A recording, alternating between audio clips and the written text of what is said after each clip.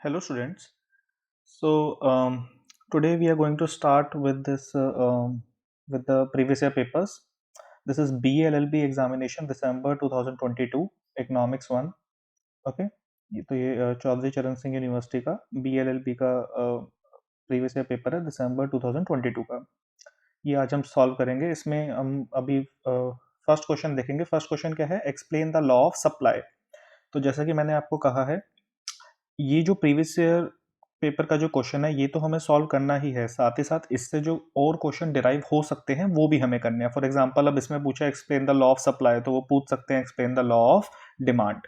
Okay, तो अब हम दोनों करेंगे, लॉ ऑफ डिमांड भी और लॉ ऑफ सप्लाई भी। Let's start with law of demand first. Okay, तो लॉ ऑफ डिमांड में क्या कह रहा है वो? That there is a definite inverse relationship between the price of the good and the quantity demanded of that good if other things remain constant। ये हमको पता है कि लॉ ऑफ डिमांड कहता है that there is an inverse मतलब negative relationship between the price of the good and the quantity demanded of that good if other things remain constant। other things का मतलब other factors। अब other factors आपको पता है कि कौन कौन से हैं? Price of related goods, income of the consumer, taste and preference, expectation. तो बाकी जितने भी फैक्टर्स हैं उन्हें हम एज्यूम कर रहे हैं that they are constant. Okay, उसके बाद ये डिमांड फंक्शन दिया हुआ है, याद रहे तो आप लिख सकते हैं, सिंपल है वैसे। Demand for good X is a function of price of good x.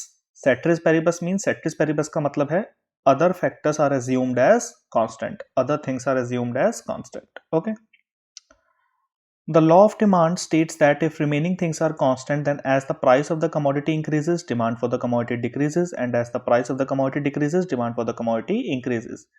तो ये तो आई थिंक आपको समझ में आ गया होगा दैट अगर प्राइस इंक्रीज होगा तो जो डिमांड है वो डिक्रीज हो जाएगी, अगर प्राइस डिक्रीज होगा तो डिमांड इंक्रीज हो जाएगी। इनवर्स रिलेशन होता है। उसके बाद ये एक एग्जांपल गिवन है that suppose a consumer is willing to buy 100 units of a commodity when its price is ₹10 per unit। As the price of the commodity increased to ₹15 per unit, then the consumer is willing to buy 80 units of the commodity and vice versa। तो इस example को आप diagrammatically भी show कर सकते हैं। कैसे? It's simple.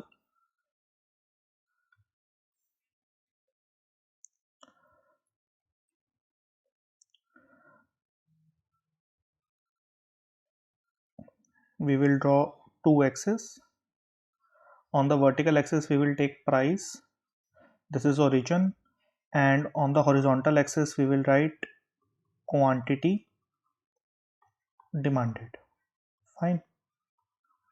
Now उसमें कहा था कि जब प्राइस जो है वो ₹10 है तो क्वांटिटी डिमांडेड जो थी वो थी 100 units, right? And when the price increased to ₹15, then जो आपकी क्वांटिटी डिमांडेड है it reduce to 80 units. Okay,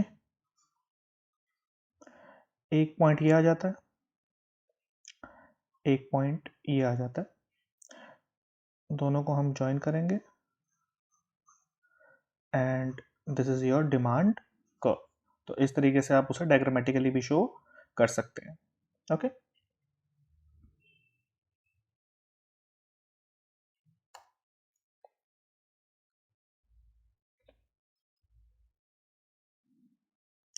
और लास्ट में आपको एजम्पशंस देखनी है, assumptions of law of demand. अब एजम्पशन क्या है? एजम्पशन यही है जो हम बोलते हैं other factors are assumed as constant. अब अदर फैक्टर्स क्या हैं? For example, price of related goods remains constant या फिर remain same, income of the consumer remain same, taste and preference of the consumer remain same, all the units of the good are homogeneous. Homogeneous का मतलब that they are of same quality.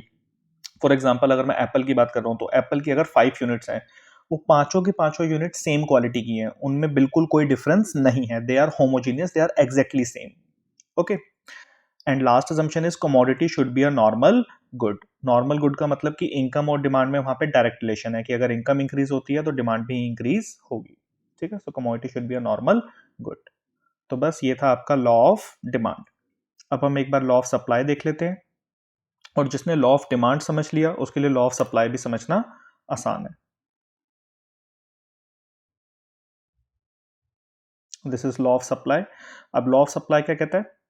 that according to the law of supply, other things remain same. Quantity supplied of the commodity is directly related to the price of the commodity. Directly related का मतलब producer के point of view से सोचिए कि अगर producer को अपने good का प्राइस ज़्यादा मिलेगा, definitely his willingness to sell will be increased, right? तो यहाँ पे डायरेक्ट रिलेशन होता है प्राइस और क्वांटिटी सप्लाइड का। अगर प्राइस इंक्रीज होगा तो क्वांटिटी सप्लाइड भी इंक्रीज होगी, प्राइस डिक्रीज होगा तो क्वांटिटी सप्लाइड भी डिक्रीज होगी। There is a direct relationship between the price and quantity supplied.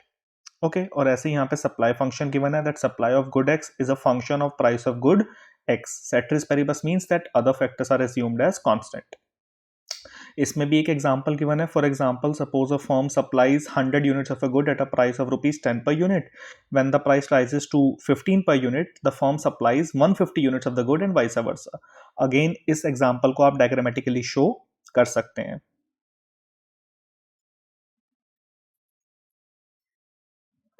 Again we will draw two axes. Vertical axis पे हम लेंगे प्राइस, ये आपका हो गया ओरिजिन, और हॉरिजॉन्टल एक्सिस पे आप लिखेंगे क्वांटिटी सप्लाइड। ठीक है, at a price of ₹10, quantity supplied was 100 units, right?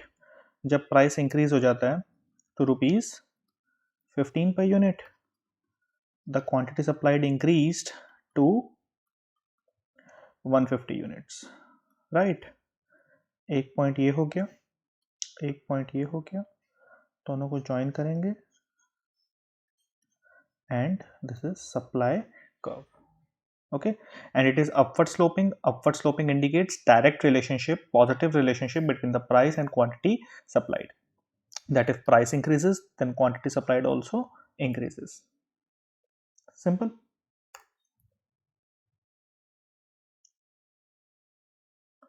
और उसके बाद यहाँ पर इसकी भी assumptions हैं, assumptions of law of supply।